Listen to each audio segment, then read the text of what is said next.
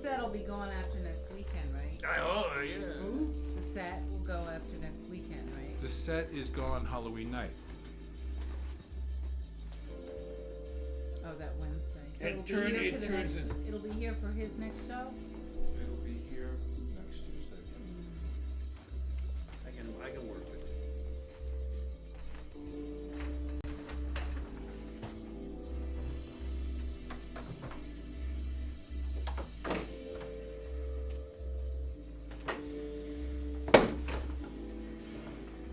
You're doing the Evil Dead thing on Halloween too?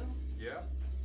So that's Wednesday night. Well, that kid doesn't break his neck throwing those somersaults. I think that's why he got the part.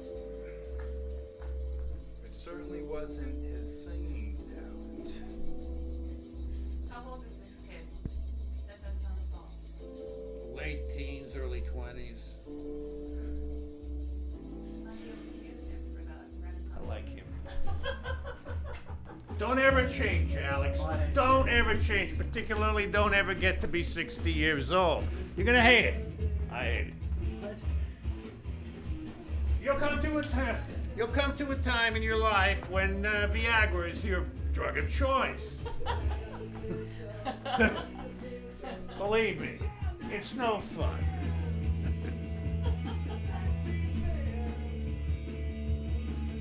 You haven't had, okay. What? You've been taking those on and off during some of your segments? I usually leave them on because I thought that, but I wasn't 100% sure. because generally I'm over there with some material to cue me if I need it. Right, This right. is starting to get to be something. This is the second time I'm going to try standing up. Meanwhile, I got this. Now, along the way, it's also my job to get people to come to this all. Let me just put a sign outside that says free drinks, you know? You'll get all these 21-year-olds, like, girls going up the steps.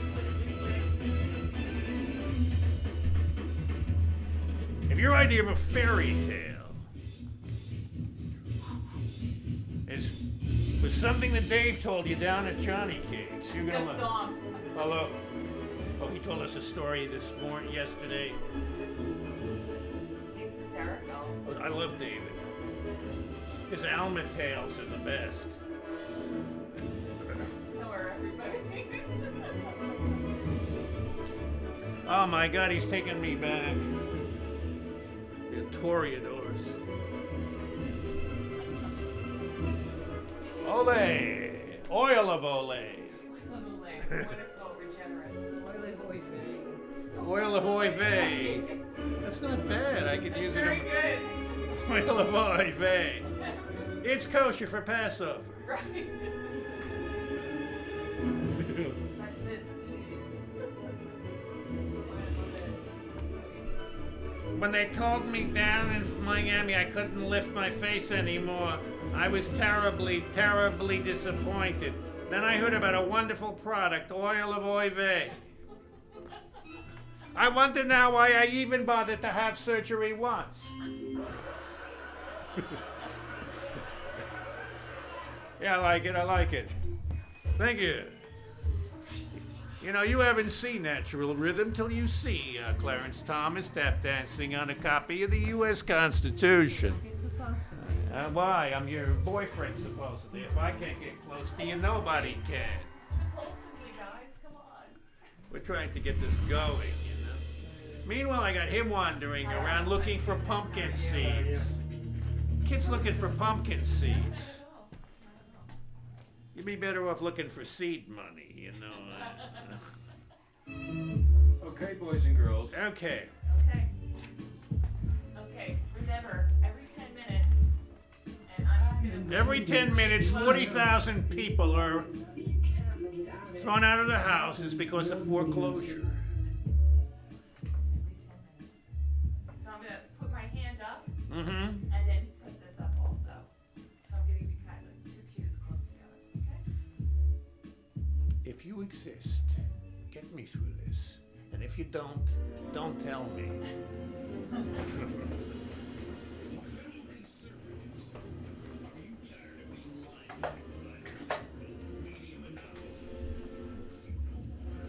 applause, please.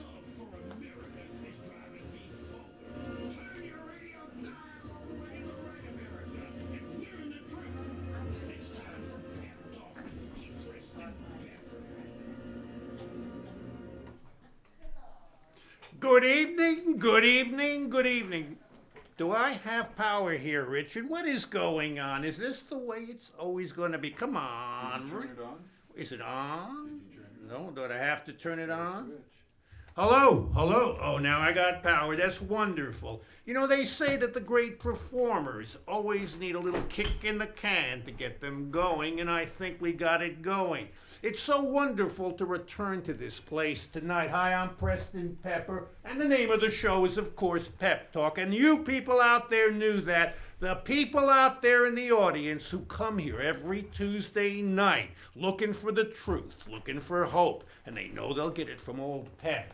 This is where I first made my resurrection, and I climbed out bravely from the deep abyss of alcoholism I had fallen into when I was cruelly seduced and abandoned by Ann Coulter, the vixen of the right. It turned out, and I was fooled as so many other good men had been fooled, that Ann Coulter was nothing of the sort.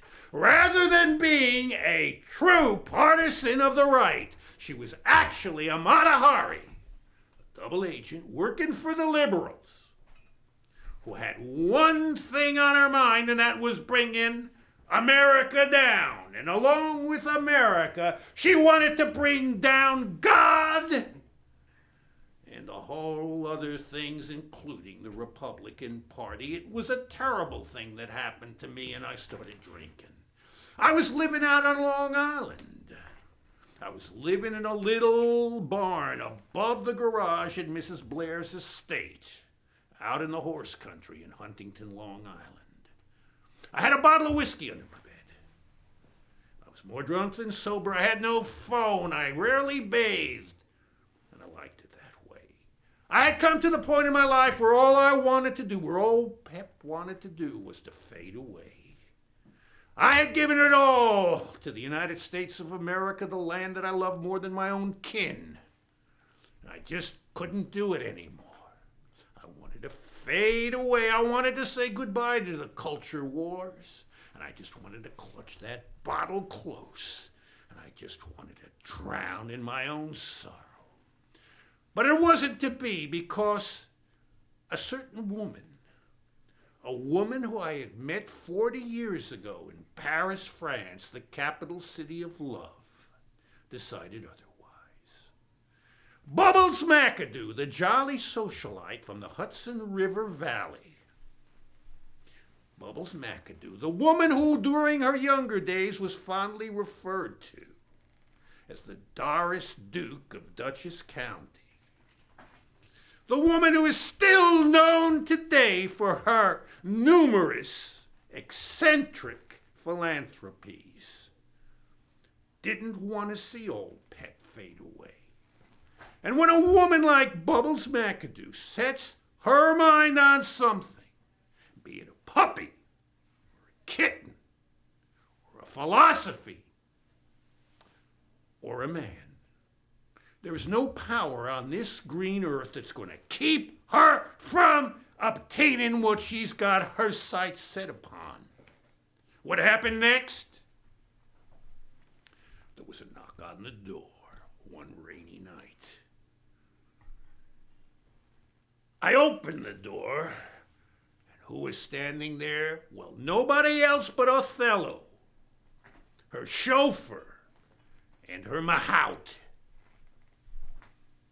He said, "I'm taking you back to Eagle's Claw up the river, Pep. Bubbles told me to take you back, and I didn't like it at all. In fact, I took a swing at him, and I took another swing at him.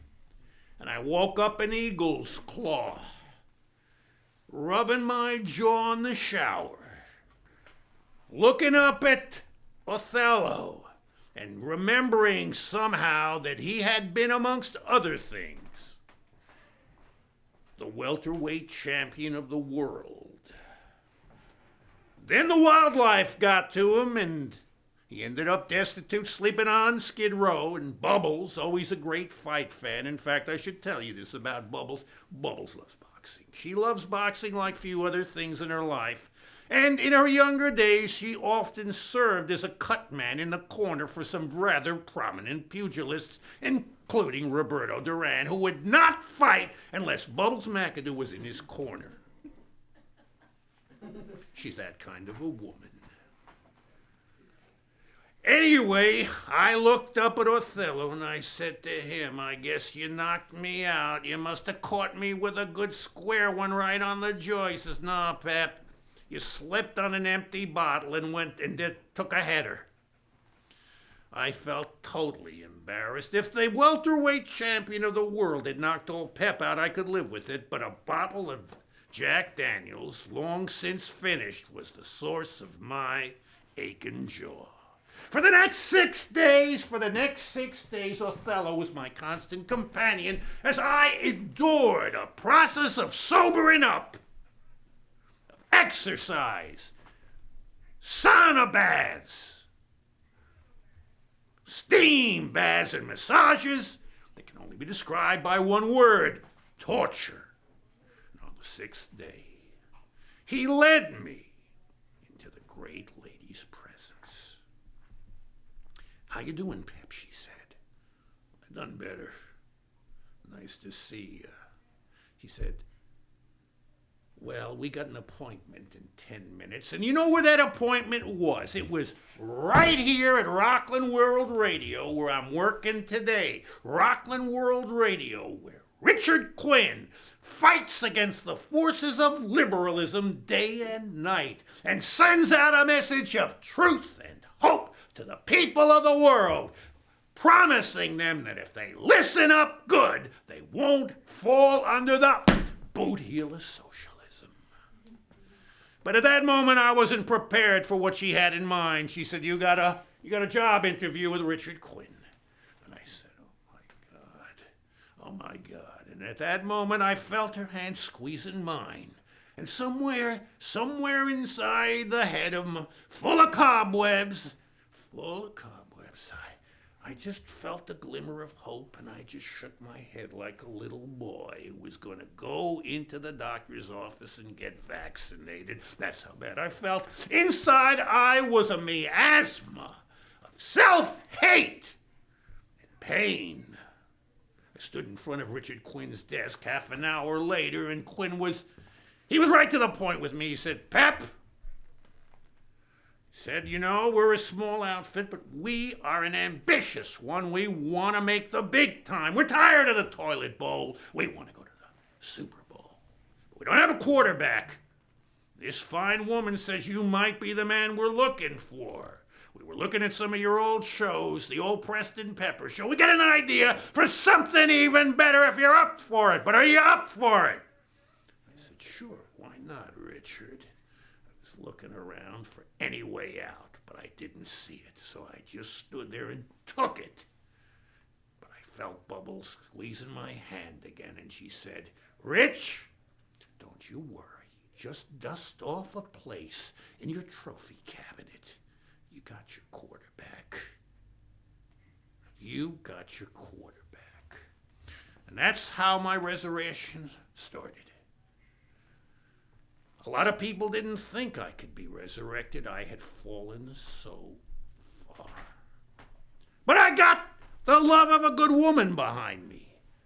And because of Bubbles McAdoo, I'm here today to tell you that the fight against liberalism will not be lost. From that point on, we began perfecting the show.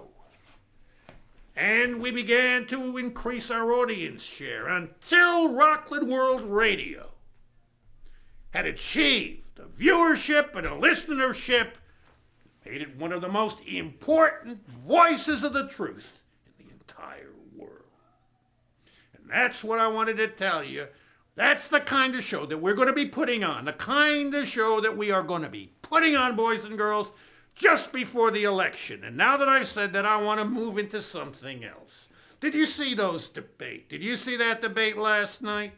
Well, I'm going to tell you something about that debate last night. I saw clearly a lot of opportunities, a lot of missed opportunities. There is nobody that I see anymore on the political landscape that knows how to play the game like old Pep. People know that old Pep is feuding. Who am I feuding with? I am feuding with my own party at the moment because quite clearly the Republican Party is not the party it used to be.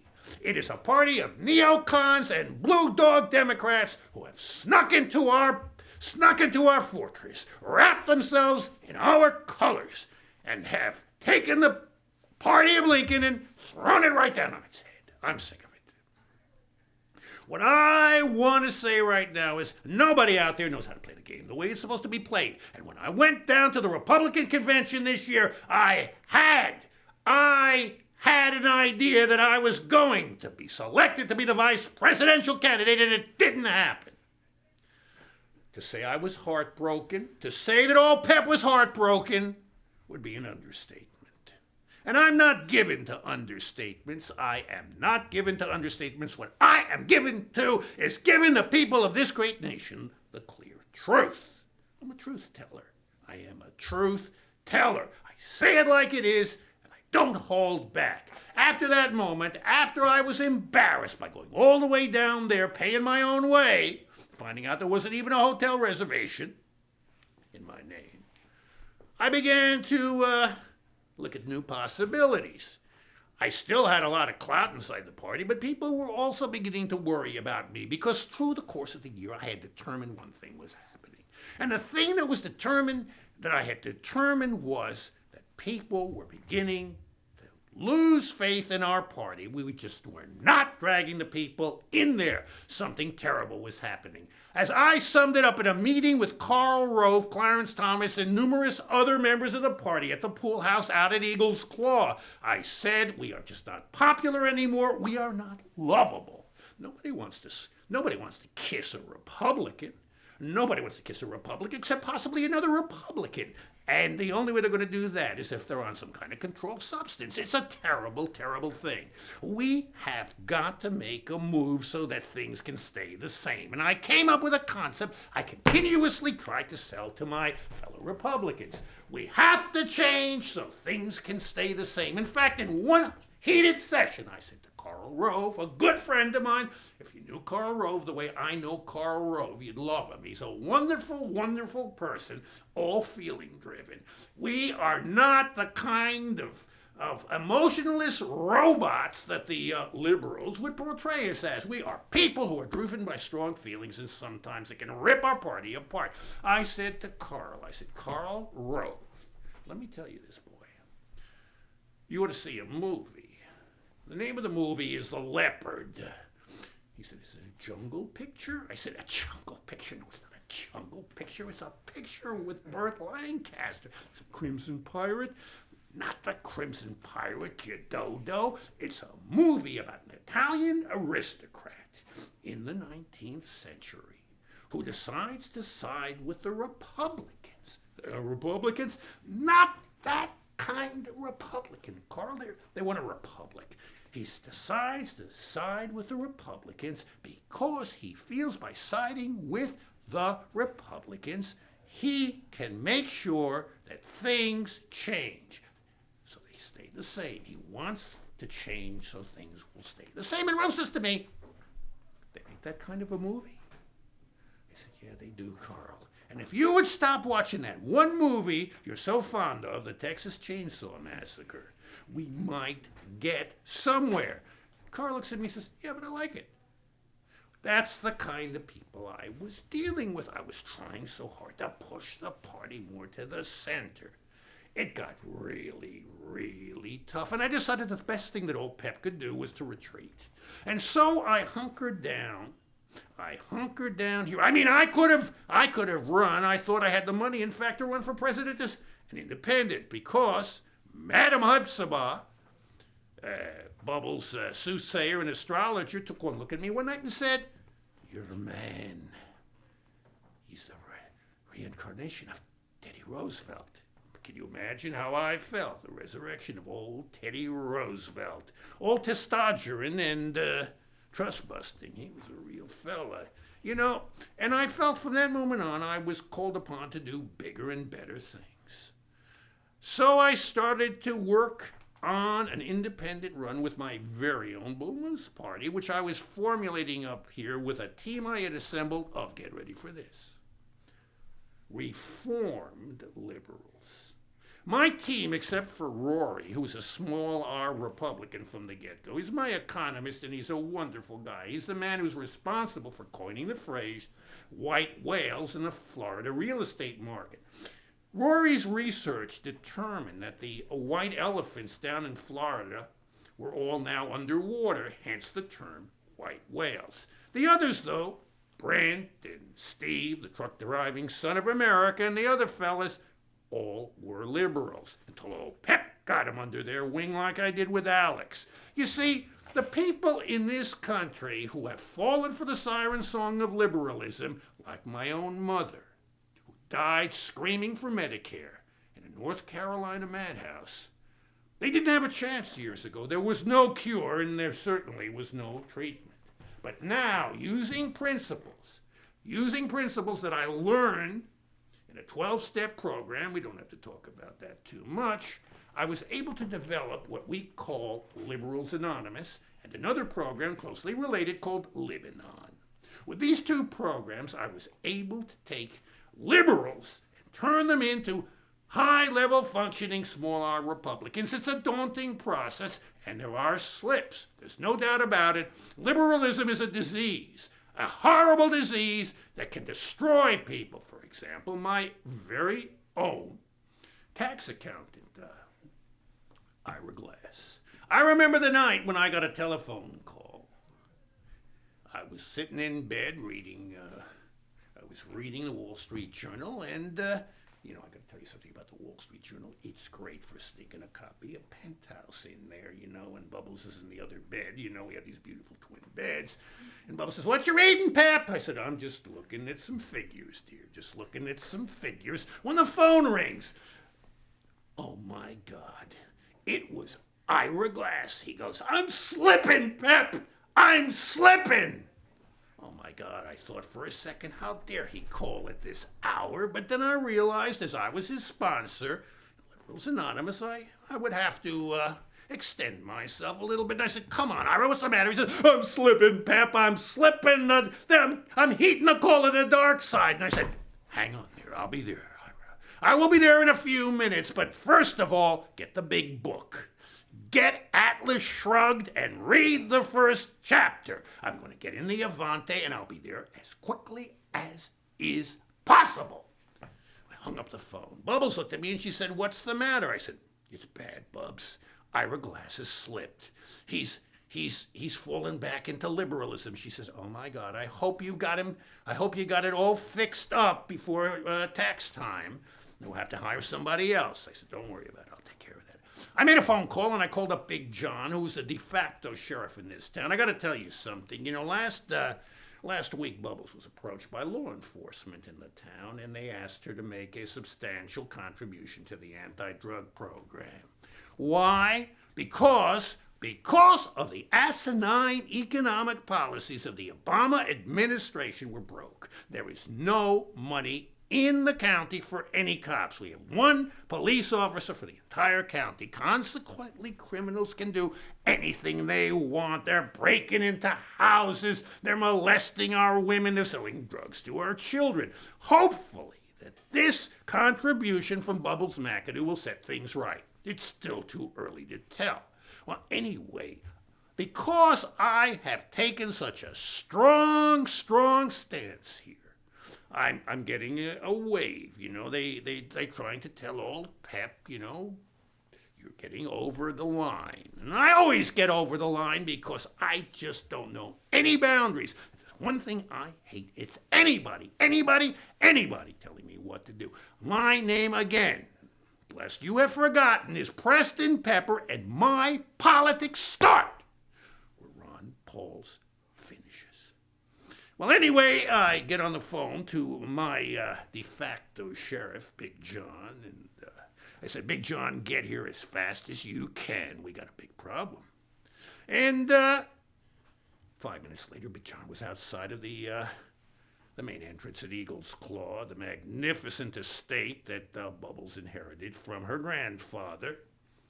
It's a beautiful place, and I'll tell you all about it one day. In fact, we are thinking of having the Eagle's Claw tour. You're going to love it, especially the scale model of Carnegie Hall. We get in the car and we drive at 100 miles an hour down the streets of the little town, not worrying about being booked for speeding because there are no cops to book us. And we arrive at the Glass residence. Mrs. Glass is out on the front lawn, and she's in a panic. She says, "Oh, Pep, oh, Pep, oh, Pep, my Ira has lost it. He's lost it." I said, "Iris, move aside. We're going in." We got on there, and it was a real mess. You couldn't believe what was going on. We encountered him in the living room. On the stereo, he had music playing. Can you guess what song was playing, boys and girls? It was Crosby, Stills, and Nash singing Ohio. Noam Chomsky was on the internet, and strewn all over the living room were all old issues of the nation. God, it was bad. It was bad. I approached him easily, calmly. You have to understand when you're dealing with a liberal in relapse, they're capable of anything. He says, "You got here a little late, Pep." I said, "Take it easy, Ira. Take it easy, Ira." He said, "You got here a little late, Pep. Pep, you ever read Hitchens? Did you ever read Hitchens?" I said, "No." I said, "Well, I haven't. I like it, Pep." At that moment, Big John got behind him and zap! Got him with a phaser. We rolled him up in a carpet and we took him on out like this. And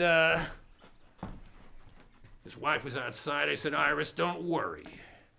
We got here just in time. We'll fix him up." And we took him back out to Eagle's Claw, where Doc Rubin, a good friend of mine, worked an old folk cure on him. I don't have to get into details. And Ira's back, good as gold, doing my taxes. That's the kind of guy I am. You know, I'm always helping friends, and it's getting me into big trouble. I got a phone call the other day, by the way, boys and girls. Guess who it was? Two of my very, very good friends, the Koch brothers. These guys are some of the richest men in the world, and it doesn't bother me at all, because money means nothing to old Pep. What means something to old Pep is loyalty, truth, justice, and the American way, just the way they spelled it out on the old Superman show. That's what means something to old Pep. And the boys get on the phone, and they go, "Pep, you gotta do something." And I said, "About what?"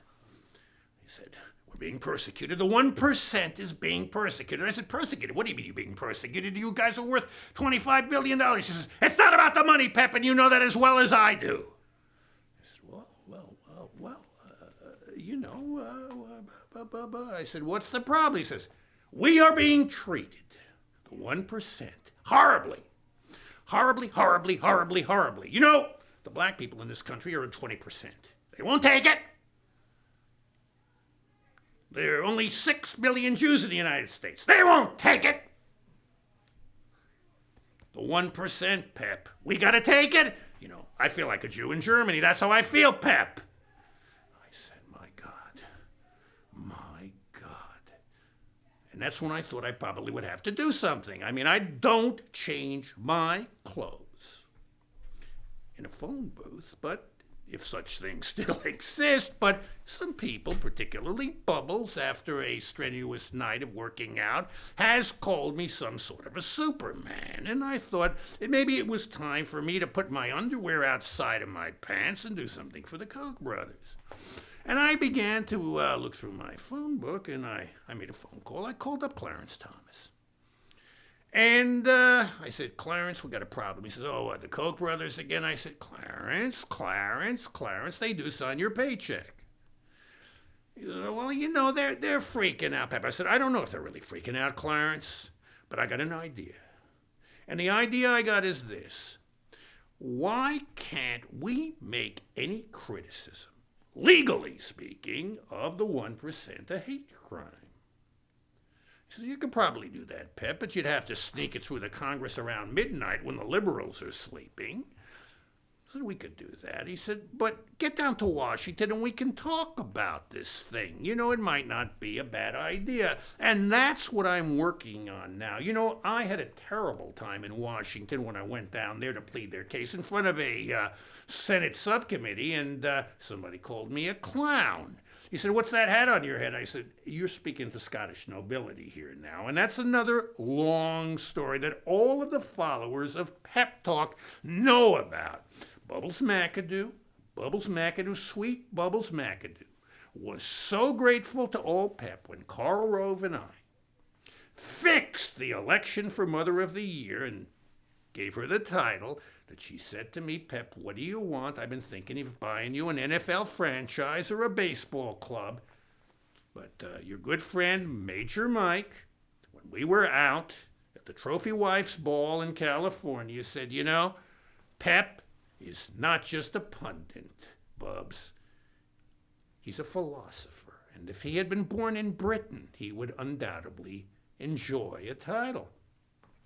And they started scheming, and they found me a title. It's a wonderful title, by the way. I am now.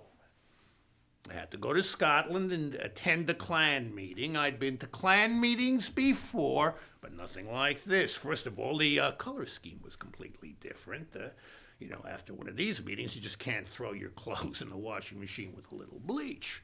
And I got this wonderful title. It came with this bonnet, extensive land holdings, a castle, and best of all, a derelict distillery which we have turned around and are now using to manufacture Glenbeck 12-year-old style scotch. And that's another story, too, that we can get into later. The long and the short of it is, when I put this hat on, and I walk into Washington and I tell people what my title is, you know what happens? They flock to me like seagulls at garbage time. I just had that effect on the people in the Congress. And basically that's what I'm up to. The funny thing about the debate last night, though, was, you know, I really had said at the beginning of the show, it struck me that none of these people were really professionals. You know, what is a professional politician? Well, I hate to use the name, but Franklin Roosevelt was a great politician.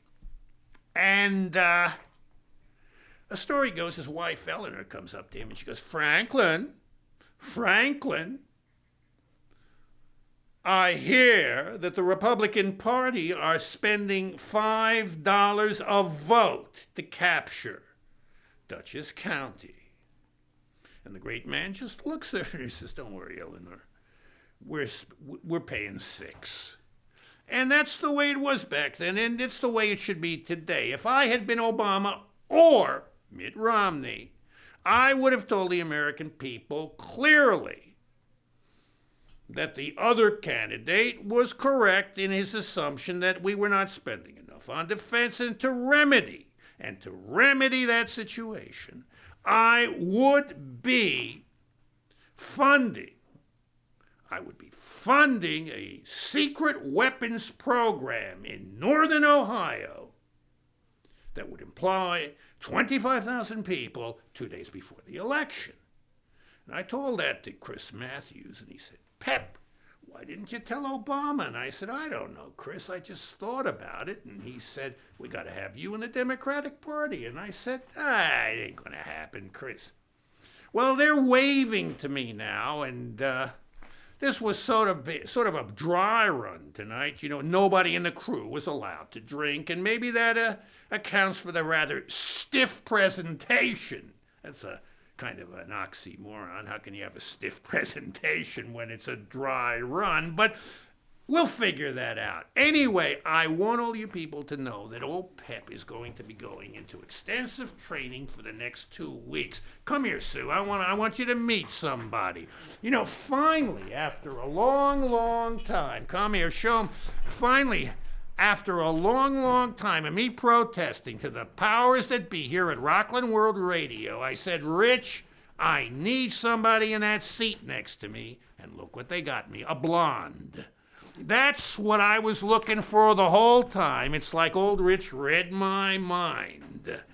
Well, Sue's going to be helping us out on this big show we're presenting, and I am sure you're going to love everything she's doing. I mean, she's wonderful, and we've got Alex to help, and Richard, and everybody, and I don't know who's back there, and I really don't care. It's been a lot of fun tonight, standing up on my feet and getting my sea legs, so to speak. And I'll see you all next week. The name of the show is... Oh boy, I tell you, there's nothing like enthusiasm, isn't there? You know, that's the kind of enthusiasm, Alex, that built this great country. You know what we say? On the 8th day, God made America. On the 7th day, he rested and played a little golf. See you around. Woo!